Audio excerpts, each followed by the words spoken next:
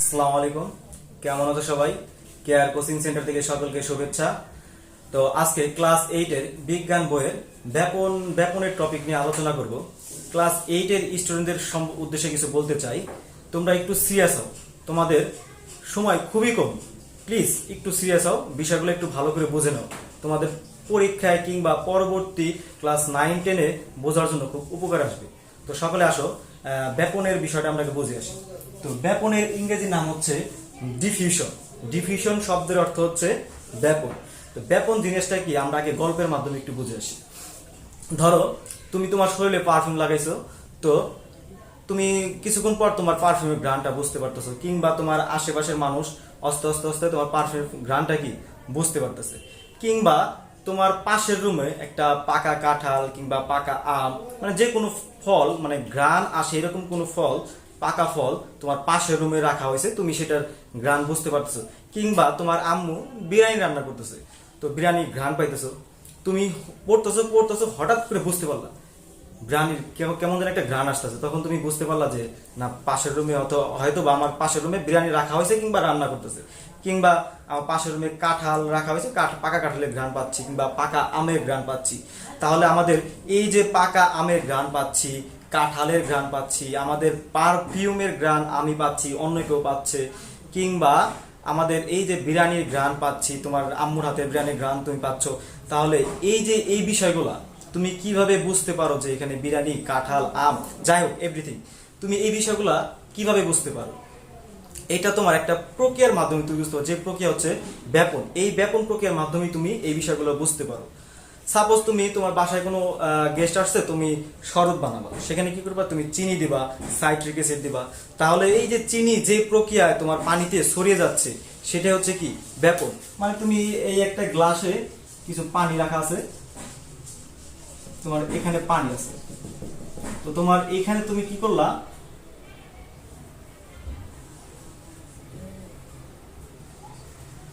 এখানে তুমি কি করলা, এই যে একটু রং দিলা বা চিনি দিলা, এখানে ছেড়ে দিলা।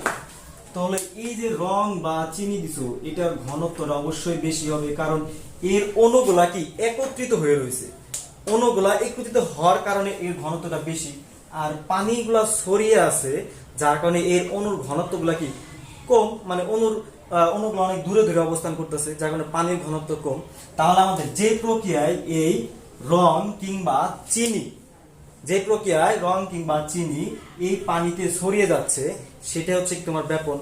তাহলে এই যে তোমার যখন গ্লাসে ছড়িয়ে যাবে, তুমি রংটা ছেড়ে দেওয়ার পর কিছুক্ষণ পর বুঝতে পারবা যে পুরো গ্লাসেই রঙিন হয়ে গেছে। কিভাবে? ব্যাপন প্রক্রিয়া। আচ্ছা, তোমার কি এমন হবে যে এক পাশে রং বেশি হয়েছে, এক পাশে কম হয়েছে? এমনটা কি ঘটবে? না, এমনটা ঘটবে না।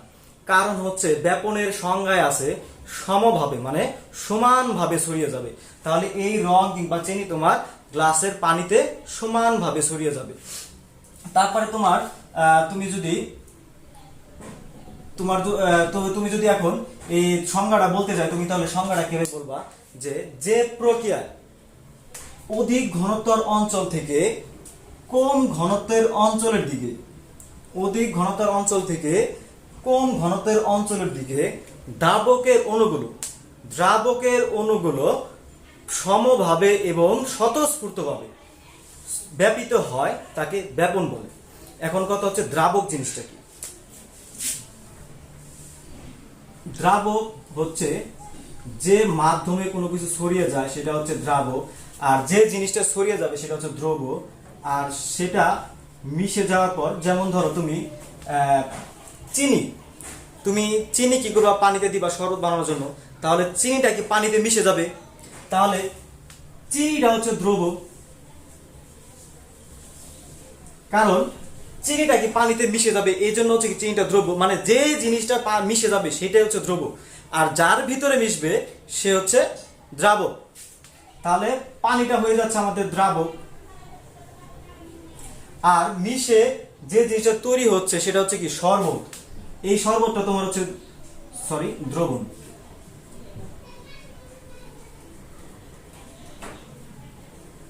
তাহলে তোমার দ্রাবক কোনগুলা? দ্রাবক হচ্ছে যেটার ভিতরে তোমার ছড়িয়ে যাচ্ছে সেটা হচ্ছে দ্রাবক, আর যেটার ভিতরে ছড়িয়ে যাচ্ছে সেটা হচ্ছে দ্রাবক, কিংবা যার ভিতরে মিশে যাচ্ছে সেটা হচ্ছে দ্রাবক, আর যে জিনিসটা মিশে যাচ্ছে বা ছড়িয়ে যাচ্ছে সেটা হচ্ছে কি দ্রব। আর দুইটা মিশ্রিত হয়ে যেটা তৈরি হচ্ছে, মানে এই দুইটা মিশ্রণের ফলে যেটা তৈরি হচ্ছে সেটা হচ্ছে কি শরবত, সেটাই আমাদের কি বলে দ্রব। আচ্ছা, তাহলে দ্রাবক, দ্রব আর দ্রবণ জিনিসটা বুঝতে পারছি। এখন সংজ্ঞার ভিতরে আমি আরেকটা জিনিস বলেছি, সেটা হচ্ছে সমভাবে, সমভাবে অবশ্যই এবং স্বতঃস্ফূর্তভাবে,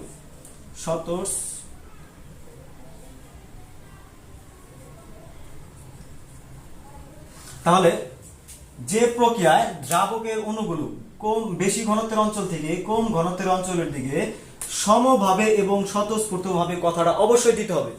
কারণ হচ্ছে সমভাবে তুমি কেন দিবা? দেখো, তুমি যখন শরবত বানানোর পর তুমি যদি শরবত টেস্ট করতে যাও, তাহলে কি তোমার শরবত এক জায়গায় বেশি মিষ্টি লাগবে কিংবা আরেক জায়গায় কম মিষ্টি লাগবে? এমন কি ঘটবে? না, এমনটা কিন্তু ঘটে না। কারণ হচ্ছে তোমার চিনির অণুগুলা পানিতে সমানভাবে ছড়িয়ে গেছে, এর জন্য কি তোমার সব জায়গায় সমান, মানে একই রকম মিষ্টি লাগতেছে। তাহলে আমাদের সমভাবে কথাটা অবশ্যই সংজ্ঞায় দিতে হবে। আর স্বতঃস্ফূর্তভাবে কেন দিতে হবে? কারণ হচ্ছে তোমার যদি চিনিটা পানিতে মিশার সময় কোনো বাধা প্রাপ্ত হয়, তাহলে চিনিটা কি পানিতে মিশতে পারবে না, তাহলে চিনিগুলা কি দলা হয়ে পড়ে থাকবে কিংবা পানিতে ভিজবে না। তাহলে এই বাধাপ্রাপ্ত হয় না বিধায় কি বলছে স্বতঃস্ফূর্ত হয়, মানে সে স্বাধীনভাবে ছড়িয়ে পড়তেছে, তাকে কি কোনো বাধা প্রদান করতে পারবে না, সে একাই ছড়িয়ে পড়বে। কিংবা তোমার ওই বিরিয়ানি ঘ্রাণটা তোমার নাকে যখন আসলো, সেটাই কোনো বাধা পাইছে, তোমার ঘরে একটা টিন আছে বিধায় কি তোমার বাধা পাইয়ে গেছে? এটা না, সেটা যে কোনো মাধ্যমেই তোমার নাক পর্যন্ত চলে আসছে। তাহলে এই যে তোমার সংজ্ঞার ভিতরে সমভাবে এবং স্বতঃস্ফূর্ত কথাটা অবশ্যই দিতে হবে। তাহলে এই ব্যাপন কখনো বেশি হয়, কখনো কম হয়। তুমি একটা খেয়াল করবা, কোনো কিছু ঘ্রাণ, তোমার কোনো কিছু ঘ্রাণ কিংবা বলতে পারো কোনো কিছু বাজে ব্যাড স্মেল, যেটাই হোক, তুমি একটা সময় বেশি পাও, একটা সময় কম পাও। কখন কম পাও, কখন বেশি পাও, এই বিষয়গুলো কিছু জিনিসের উপর নির্ভর করে। ব্যাপনের হারটা 4টা বিষয়ের উপর নির্ভর করে। 4টা বিষয় কি কি? তাহলে আমরা 4টা বিষয়, যদি আমাদের তাপমাত্রা বেশি থাকে, মানে আমাদের যে তাপমাত্রাটা আছে, যে গরম লাগলে অনেক, মানে তাপমাত্রা বেশি থাকলে অনেক গরম লাগে, তাহলে এই তাপমাত্রাটা যদি বেশি থাকে তাহলে ব্যাপনের হারটা বেড়ে যাবে।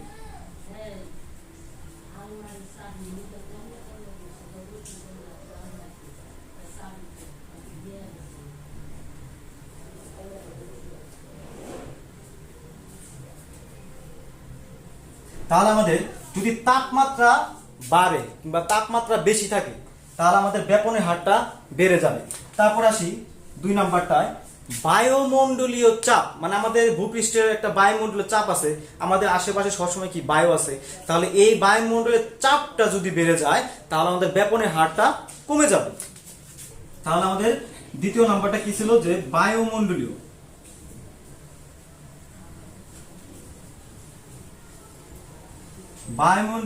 চাপ বাড়লে ব্যাপনের হার কমে যাবে। 3 নাম্বার হচ্ছে যে মাধ্যমে ব্যাপিত হবে কিংবা যে মাধ্যমে ছড়িয়ে পড়বে, সেই মাধ্যমের ঘনত্বটা যদি বেশি হয় তাহলে ব্যাপনের হার কমে যাবে। তাহলে আমাদের মাধ্যমের ঘনত্ব যদি বেশি হয়,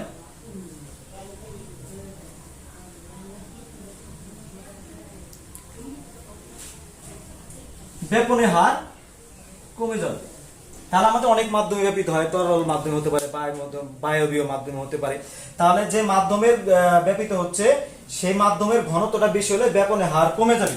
লাস্ট যেটা হচ্ছে, যে জিনিসটা ব্যাপিত হবে তার ঘনত্বটা, তার অণুর পরিমাণ কিংবা তার অণুর ঘনত্ব যদি বেশি থাকে তাহলে সেটার ব্যাপনের হার বেড়ে যাবে। তাহলে ব্যাপনের যে অণুর ঘনত্ব,